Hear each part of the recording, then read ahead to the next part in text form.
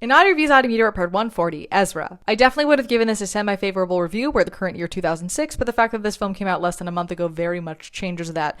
I think my primary critique of the film overall, disability aside, is that the overall message of it is that part of parental love is doing anything for your kid in order to protect them, and that doing so is honorable, which I agree with. But then the thing that the parent does is kidnap his child and bring him on a road trip, and just overall doesn't really handle situations in a good way at all, and I feel like it was trying to frame his character as a protagonist who was doing honorable things and was slightly flawed, but primarily a good guy at heart, when narratively you just kind of want to punch him from start to finish, so that was odd. But with the autistic character, he exists primarily as a narrative prosthesis, with his sole function being to prop up the emotional journeys of everybody else around him. As a general rule, any movie that is titled the name of the disabled character is not actually remotely ever about the disabled character, but about the people around them. This fits that mold.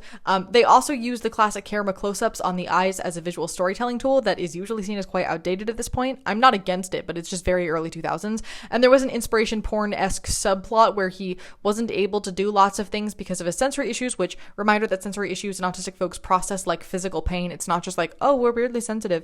But then at one point, he's suddenly able to do these things because he found a person he connected with and they played dramatic music and edited it with artistic sun flares and whatnot in the corniest way possible. And also like big cure narrative energy. But my biggest frustration had to be, ABA politics aside, that it was framing the parents pushing Ezra to do things that he kept saying no to because they were physically painful for him as them looking out for his best interests, as inspirational parenting, and as the kind thing to do for him because it's just mind over matter. He was very clearly stating his needs and why those were his needs, and he was continuously ignored and forced into things, and that was framed as care when simply looking at Ezra's reactions to that, it's abuse. It was just saying your feelings don't matter, your boundaries don't count, our comfort and our understanding of what you need to do to be able to survive in the world that is deeply ableist and semi-unrealistic is more important than what you need.